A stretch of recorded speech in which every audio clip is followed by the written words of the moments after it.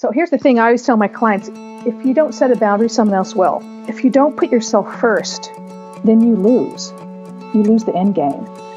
Welcome to the Women Inspired Podcast, where together we explore ways to live our most joyful, aligned, vibrant lives.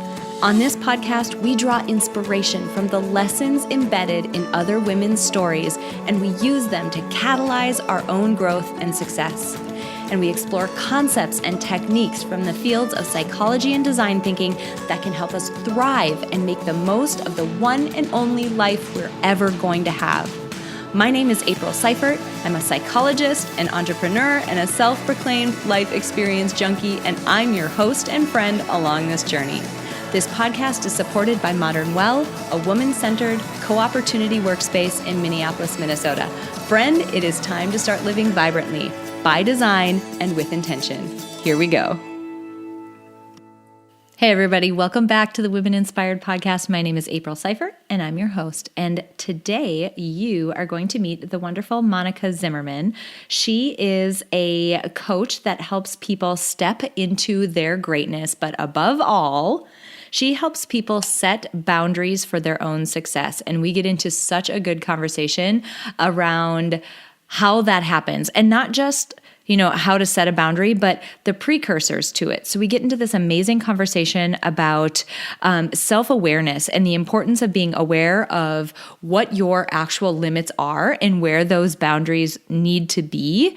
And that's such an important precursor before you can actually set a boundary. So we talk about that. We talk about how to set boundaries. And then we have this really cool conversation toward the end about making small incremental changes in your day-to-day to, help steer your life in a direction that you want it to go. It seems like it shouldn't be that easy, and it shouldn't be this simple in order to create more joy and create more alignment and happiness in your life. But ultimately, those small incremental changes can have a huge impact. So I'm really excited for all of you to meet the amazing Monica Zimmerman. Monica, I'm so excited to have you on the podcast today. I feel like it's been a long time coming, and this is awesome that it's finally here. Well, April, I am jazzed beyond belief, and I'm so grateful that you're here sharing your wisdom and opening up for people to come on and do their thing, change the world. Love it, love it, love it. And I love that as the bar we're setting. We're changing the world today, so that is amazing. Let's start by getting to know you. Tell us a bit about yourself. Let's see. Years ago, I have an artist background, which just sort of carried throughout my life. The creative part of my life is huge and sort of a visceral part of my being. I was a holistic wellness consultant for many years.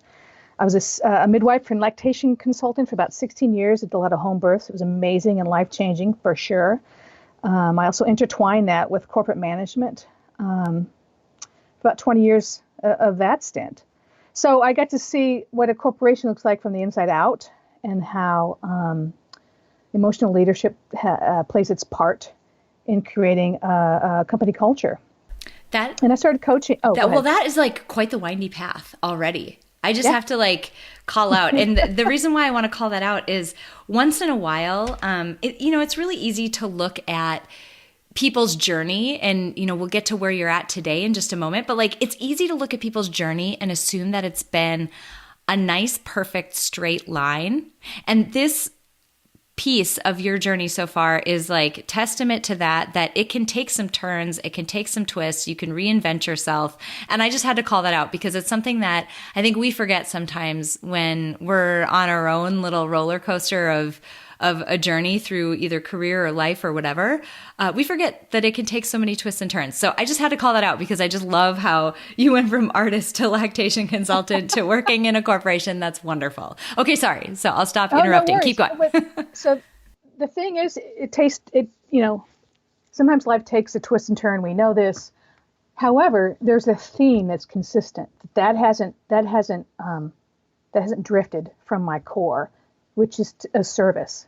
It's all about service for me. I made a commitment in my early 20s that no matter what I'm doing or what I'm called to do, service is going to be key and paramount. And reaching out a hand and helping someone else on some level, and whatever that looks like.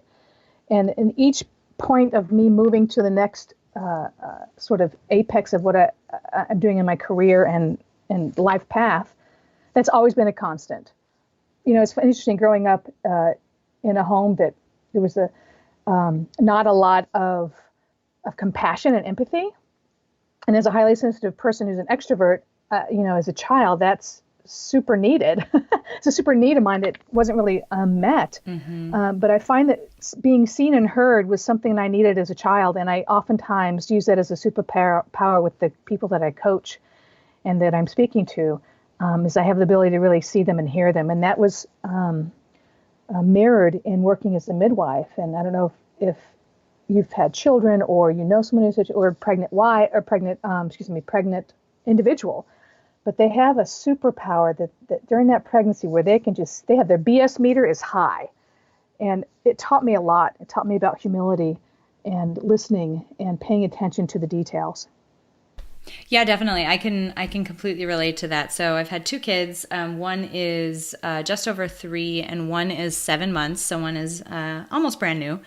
And it's totally true. And there's something about that experience that it taps into that very basic part of you that sometimes when we overcomplicate things, I think that's where the BS comes in. So, creating another person and bringing them into the world, that's just such a basic human function. And I don't mean basic like simple or easy because it isn't, but basic as in so fundamental to us that you really tap into that core of, okay, does this matter or not? Do I care or not? Is this important to me or not? And I did find it a lot easier during that time. So I can totally see that. Well, and it's just interesting because I find that I have a pretty quick meter to read people as well. I have an 18-year-old getting ready to launch into the next part of his journey.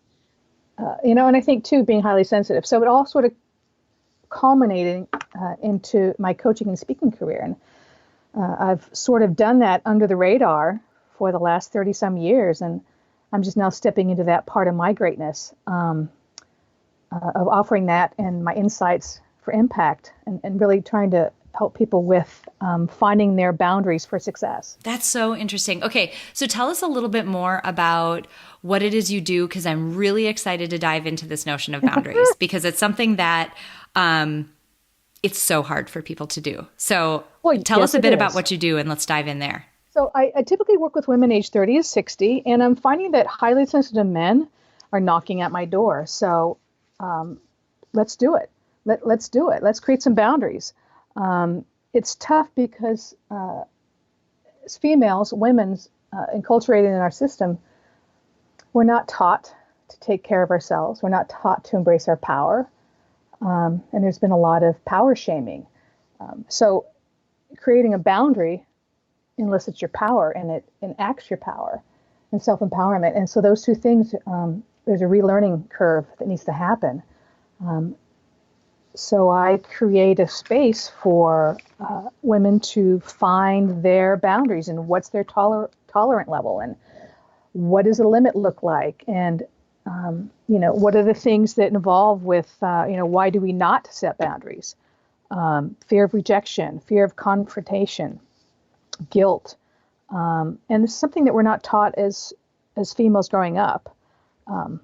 So it's time to really change that. And I think when people find their level of what is not acceptable to them, they can move into something they really want to do in their lives, and contribute to the way that they're really meant to on a bigger scale. Mm-hmm. I want to unpack this piece about what society teaches us, because it can be, it is both strong and pervasive, but it can also be camouflaged and difficult to see because it's so ingrained in us, we don't even realize that it's happening. And the easiest place for me to go is someplace that it resonates with me personally, but there are so many other aspects to it than just this situation of being like a working mom. But there's this amazing quote that I heard around women are supposed to work as though they don't have children and parent or mother as though they don't have jobs. So somehow we're supposed to do both of those things simultaneously with an emphasis on the caring for others, making sure other people are okay. But that notion is so pervasive that we don't even question what the starting point was or what the catalyst was for feelings like guilt. Like I didn't show up as well for that person. I didn't do well enough. I didn't mother in the way that I wanted to. I wasn't perfect. I didn't whatever.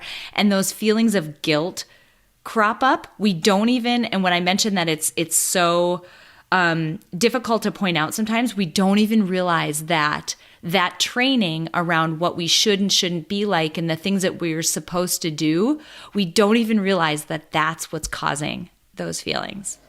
Yes. Well, there's good point. I'm glad you brought that up because it's true. All of that is true. And whoever said that, they're wrong. Whoever wrote that, I beg to differ. It's the details in the day.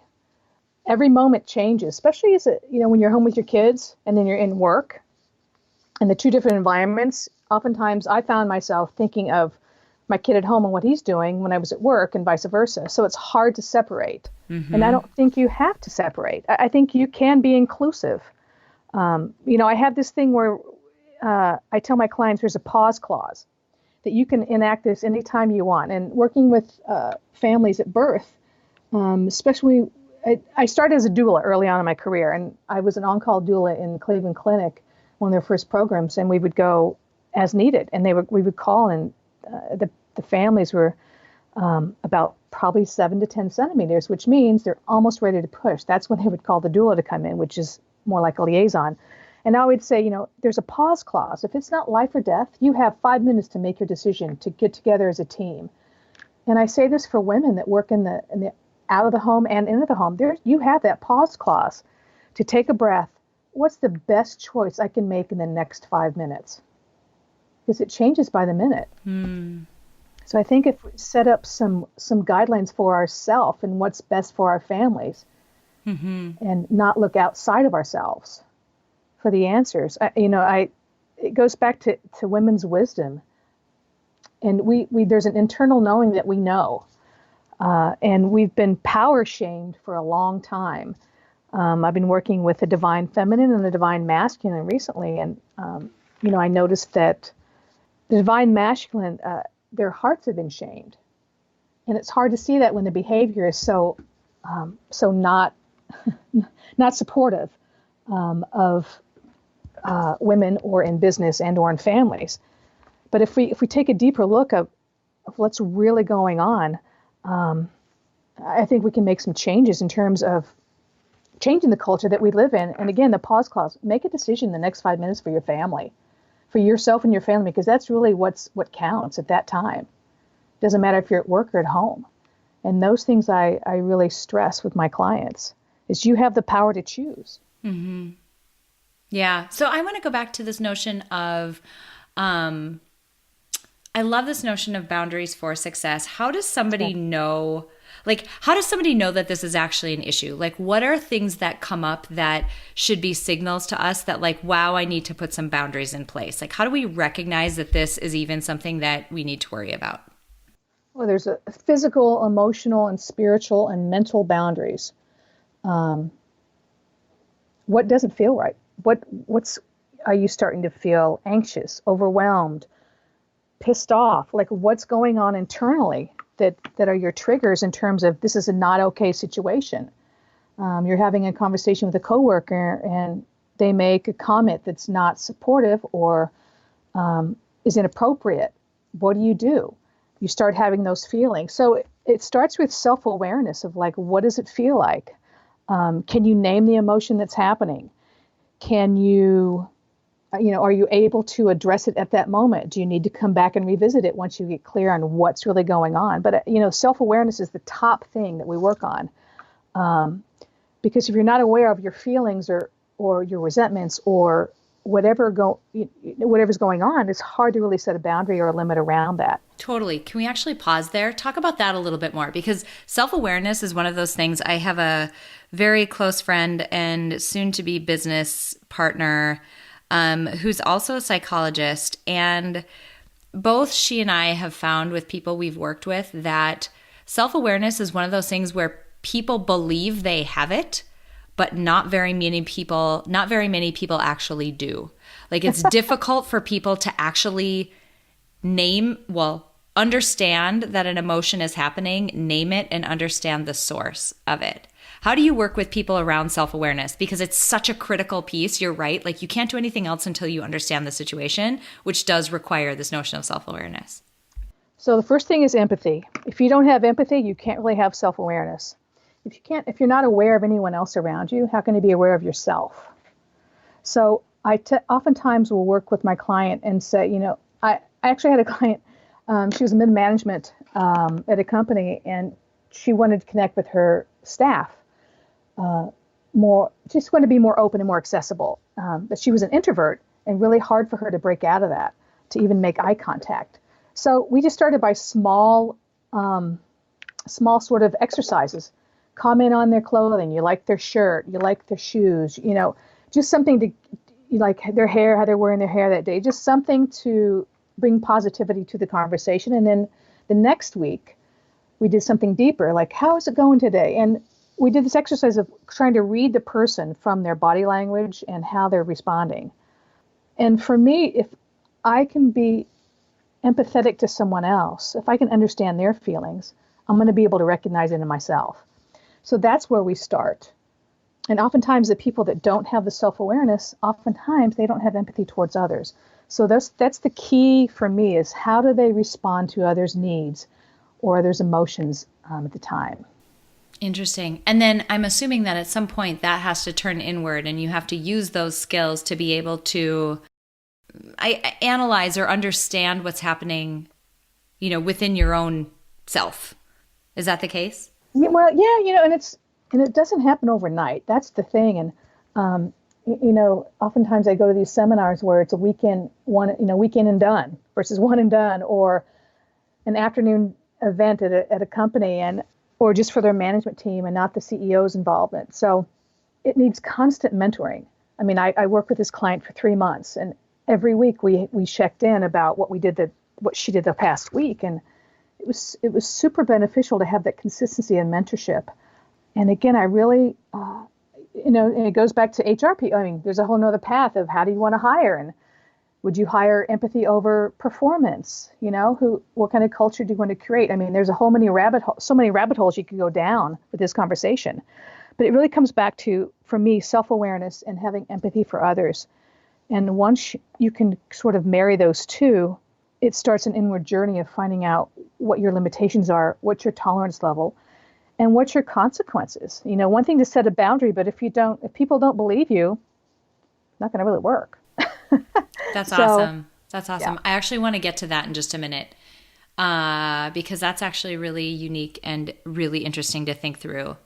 In terms of setting the boundary itself, so admittedly, I grew up in the Midwest. The majority of my life I've spent here, and boundaries are not something that culturally we are great at in this part of the country. We worry so much about hurting other people's feelings, and it becomes almost suffocating at times, because you really do have to put aside your own self-interest in order to operate, quote unquote, correctly in that environment. So thinking about the notion of setting boundaries for your success, like, how do we do that? If it's something that's difficult for people, like, what are your tips and what's your expertise around how we actually figure out what that boundary needs to be and actually set an appropriate boundary for ourselves? So just to be clear, you're saying the Midwest and or the West Coast? Well, just in general, people, like, it's difficult for people, but I would say it's particularly difficult for folks who spent a lot of time where I live. So I definitely can understand why it's hard for some people to both recognize where their boundary is and then set a boundary there that will help them out. So how do we do that? So yes, and back to that question. So here's the thing I always tell my clients: if you don't set a boundary, someone else will. And it's true. If you don't put yourself first on some level, self-care, self-respect, self-empowerment, if you don't put yourself first on some level, if someone is sort of encroaching on your limits or what's not okay with you mentally, spiritually, emotionally, or physically, then you lose. You lose the end game. You lose their respect. They're not going to respect you. It's hard to work with them in a work environment and or have a relationship. You're not going to be on equal ground with them. So in terms of creating a boundary that's clear and succinct, oftentimes I tell folks, give yourself permission. And secondly, if their response is none of your business, they don't have to like it. It's not about them. This is about you taking care of yourself. Write it down. Sometimes I used to do this years ago where I would just write down exactly what I want to say and have a script. And sometimes I would just read the script if I was having a hard time emotionally or keeping the facts straight of what needs to happen. I would write it several times, take all the emotion out of it, no emotion whatsoever, keep to the facts. Breathing is also a good thing. And standing. I find standing super helpful. And so then, you mentioned an interesting thing just a few moments ago around, you've recognized that somebody is stepping over something that you feel comfortable with. They're just encroaching. You don't feel good about this. You set that boundary. You mentioned repercussions and letting people know that you're serious about that. Can you talk about that a little bit more? Yes. Well, I like consequences. If this happens, then this will happen. If this behavior continues, then this will happen. Years ago, I had to set a pretty big boundary with my parents, more specifically my mother, who I grew up in an alcoholic family. And it was rough for many years, dealing with her ups and downs and her roller coaster behavior. And once I moved out and as an adult, the behavior kept going, didn't stop. So at one point in my late 20s, I wrote her a letter, because that's what you did back then. I wrote her a letter saying this is not okay to treat me this way, to call me enraged, whatever I needed to say to set my limit and boundary. And I told her that I was moving out from the place I was living, and I was not going to give her my forwarding address, nor my phone number, nor any way to contact me. At that point, they had lost privileges. So I gave her the consequence. The consequence was, I'm not going to contact you for 2 years. And that's what really happened. And, it was tough. Sometimes it's tough to set those tough boundaries. No Christmases, no birthdays, there was no contact. But for me, I had to step into what was best for me at the time. In my intuition, my internal being, that was the boundary I needed to set, and that was the limit I set with her. That had to have been so rough, because I am imagining, my own family and thinking about having to have that conversation. It had to have been tough. And it goes back to any time we have to set a boundary with someone else, or anytime we have to have that difficult, awkward conversation with someone. It's never easy. Like it isn't easy, but in a lot of ways, I've talked with people a lot about this topic in the concept of, this is kind of an analogy, I guess, if you will, but the concept of life design around, if you want to make changes in your own life, like if you want to actually make a change that would impact your career or would impact a big relationship or something like that, it very likely, it might not be easy. It might be really difficult. In fact, there might be negative repercussions to it, but just because there's negative repercussions doesn't mean that it's not worth it. And lots of times we can overestimate how long those negative repercussions will last. We allow ourselves to sort of catastrophize them because it's difficult for us to move forward and actually do the hard thing, have the conversation, make the change, whatever it happens to be. But just because it's difficult, it doesn't mean that it isn't worth it, Yes. I find that it's not about making the decision. It's about carrying out the decision. Right. Is the hard part. Coming to the decision, like, I need to set a boundary, but I have to really actually do it. So that seems to be the hiccup. Yeah, absolutely. And you mentioned, I'm kind of going back to something you said and changing lanes a little bit here. You mentioned early on that you as you within your work, you help people step into their greatness. What does that Yes. actually mean? What does that mean for you in the work that you do? Well, seeing the possibilities outside of their life. And it goes back to setting a clear boundary of what's okay and what's not okay. Say you're with someone for, gosh, 4 or 5 years, and you really want to set out and do your dream, and they're not supportive of you. Your partner's not supportive of you. What do? Do you chase your dream? Do you step into that great part of yourself that you know it's going to internally know it's the right choice? Do you leave your partner? Does it have to be so cut and dry? I don't know. I've worked with people that have had to make those kind of tough choices. And ultimately, if you aren't being your highest and best self, whatever that looks like on the planet, it's a disservice for yourself. And for me, when I break it down to, again, the boundaries for success, it's a daily routine of maybe moving the needle a little bit each day instead of taking a big chunk or a big bite out of the sandwich. You're taking little bites. And that's not something that I think people realize, though, is that we automatically think that we have to take the nuclear option and quit the job or divorce the person or whatever it is. But that isn't the case. Small incremental adjustments make a huge impact if you're doing them consistently. You can use the pause clause again. What a great opportunity. I love that. I'm taking an hour today just to do me. Mm-hmm. Whatever I want to do, if it's for my business, if it's for myself, if I'm going to go run, whatever it is, it doesn't matter if you're a mom or a dad or a CEO or whatever life, whatever you do in your life, taking that moment and having your pause clause. Mm-hmm. I think really it's a service. It's a service to yourself to move forward. Hi, friends. I'm interrupting this podcast episode with a very important announcement. Recently, I announced my partnership with my incredible friend, Ashley Smith, to launch Peak Mind, the Center for Psychological Strength. Now, you can think of Peak Mind as essentially a gym membership for your mind, where we are going to help you cultivate your own psychological strength, which is the resilience that you need to weather life's ups and downs and thrive in your life.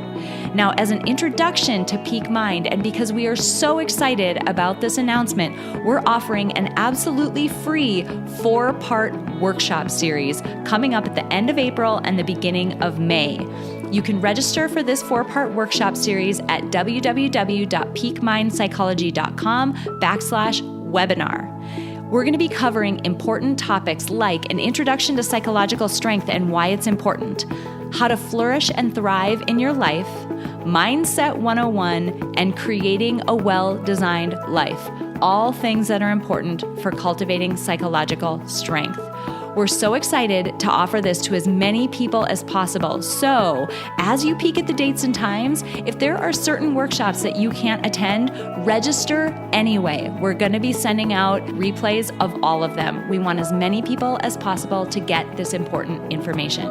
We're so thrilled about the launch of Peak Mind that we can't wait to see you guys on this 4-part workshop series. Once again, you can register at www.peakmindpsychology.com/webinar, or you can just click the link in this episode description. I can't wait to see you guys there. Now let's get back to the interview. I totally agree with that. There's actually a couple of pieces that I can highlight to support that. Number one, there is a back episode of mine, 105, 106, somewhere in there, where let's actually see if I can find it. Yeah, 105. I was talking with a woman named Alex about a book that she wrote about this concept of hygge. And it's this idea from Denmark around using small things in your environment to generate more joy or coziness or happiness. So something small like lighting a candle, using a more comfortable blanket, wearing your favorite sweatshirt, something that just ups the coziness factor of whatever you're doing by a couple of percentage points. And she said the most common criticism that she receives about the book that she wrote is that I think it's called The Secret Joy of Hygge. It's on her show notes page. But the most common criticism is people are like, this is too small. This is too simple. Like, it can't be this easy.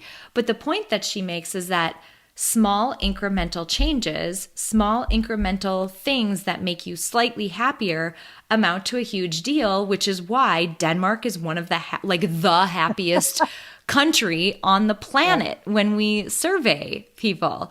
And so it's a testament to how these tiny little shifts can really make a big difference. And then the other thing that I'll highlight is, I run this 6-week program called Life Design Lab, and we're in the middle of it. As we're recording this, by the time this comes out, it'll be over this time around. But as we're recording this, we're in the middle of it.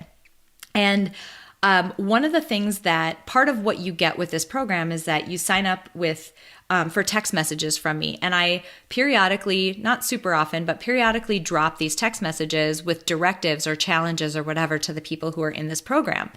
And one of the things that I mentioned to people on a Friday, I said, okay, think about the emotion that you want to create this weekend. How do you want to feel this weekend? And I want you right now to go to your calendar, and sometime in the next few days, I want you to schedule time that is for yourself to do an activity that will generate that emotion. And dang it, if everybody wasn't able to do that. Like, by putting it in their calendar and actually saying, nope, this is when I'm going to take that bath. This is when I'm going to read the first 2 chapters of this book. This is when I'm going to go journal. This is when I'm going to go take a walk. They did something that was so simple to do and easy, but out of the ordinary of what they normally would have done. And it just boosted that day for them. That's so cool. It doesn't have to be that big. No.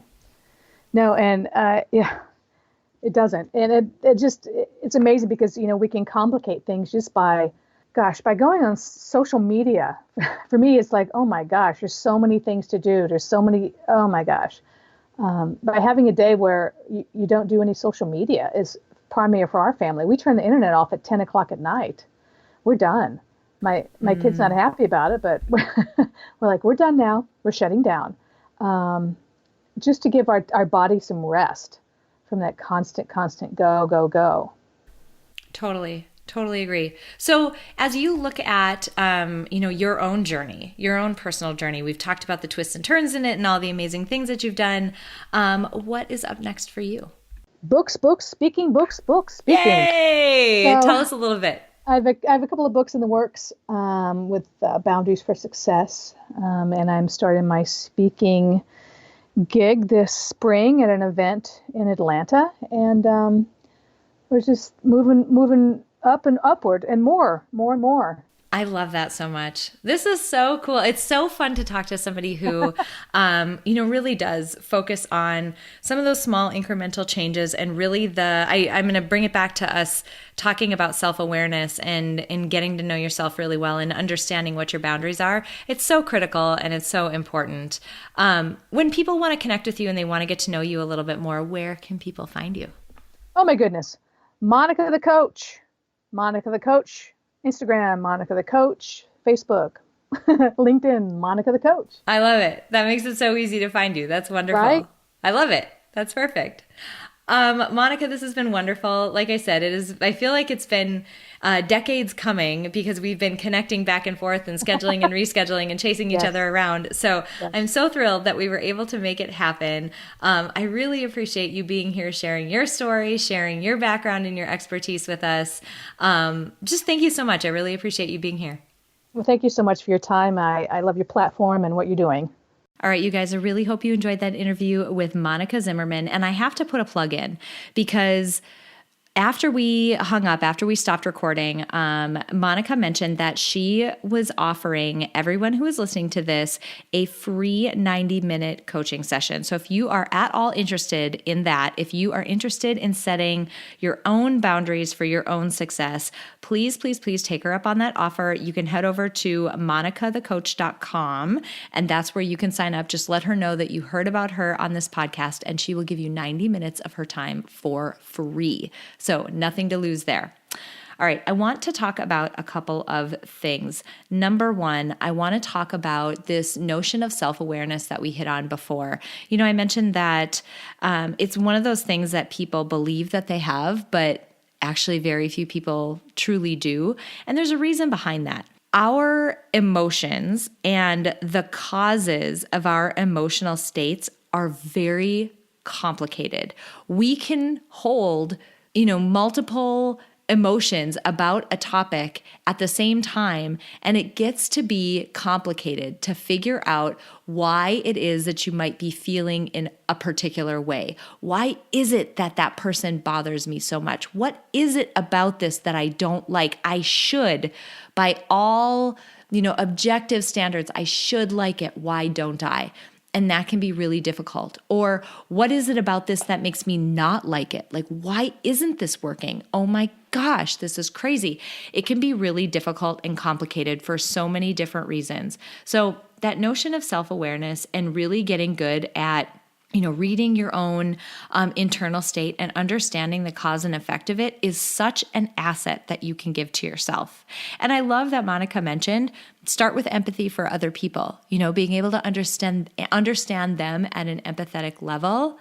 That'll really set you up for success about understanding your own self and what's going on with you. So had to plug that because it's such a fundamental piece to nearly everything else. Self-awareness, it's just absolutely critical.